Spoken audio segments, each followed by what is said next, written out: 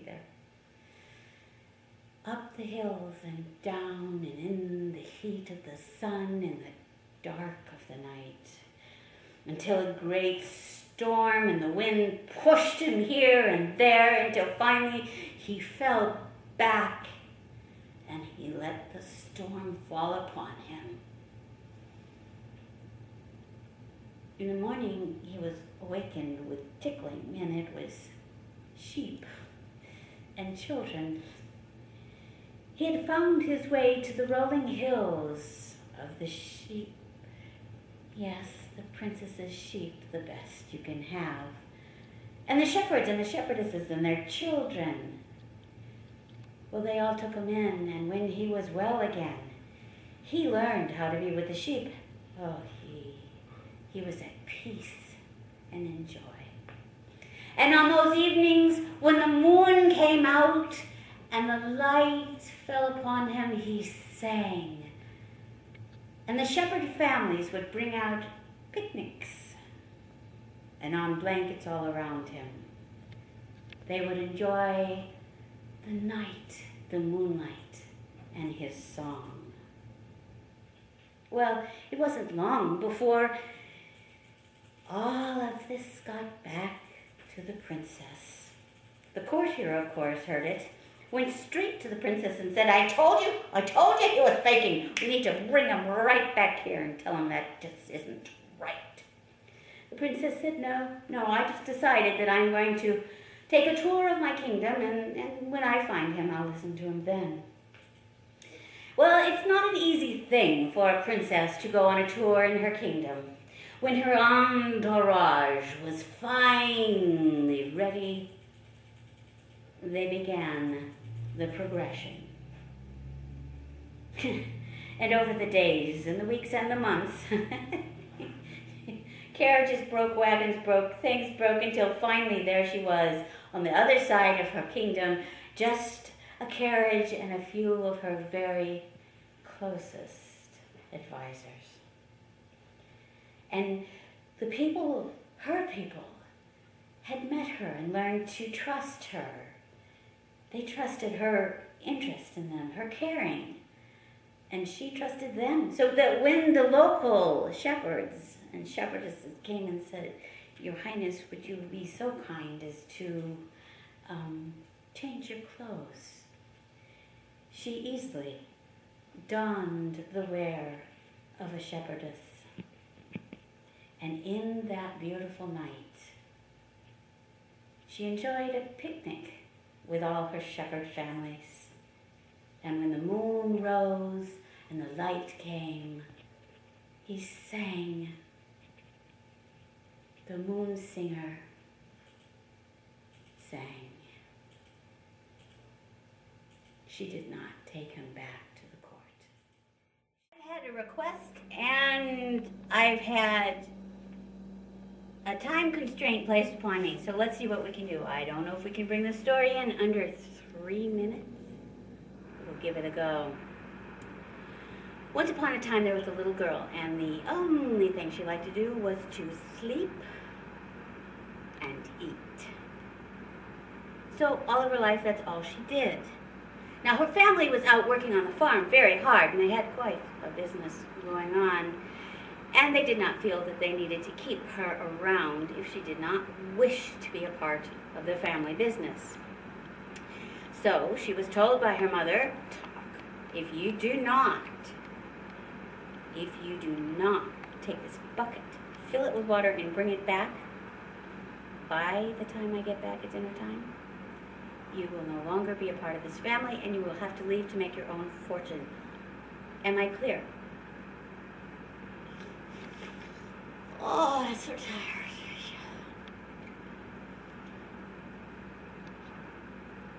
And so she fell asleep.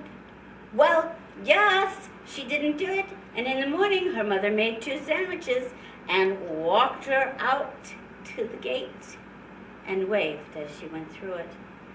And talk, well, she had her 2 sandwiches, and she walked, and she walked, and she walked, and she walked, she walked, and she walked, and she walked, she walked. Until she decided she was hungry, and so she sat down and ate her 2 sandwiches.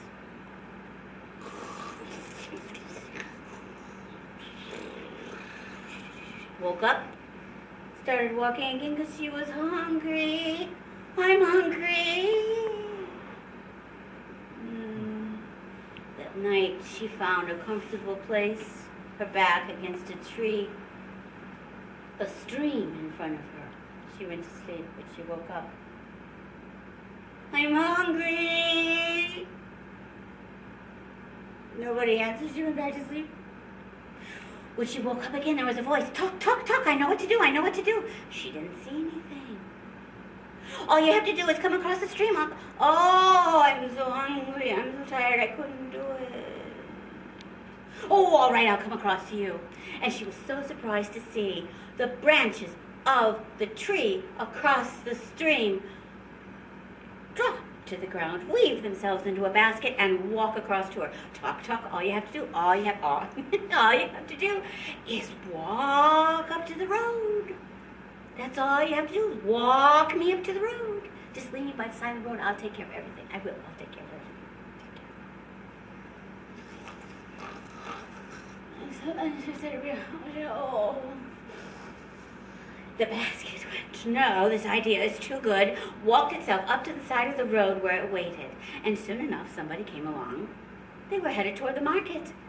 They looked at their old basket, they looked at the new basket, and threw the basket down the ravine and took the new basket in, filled it up with all kinds of, well, yeah, we won't be able to do that now because we're running through this. Filled it up with all kinds of wonderful things, and the basket was placed with the other basket because it was a very special place, that's right.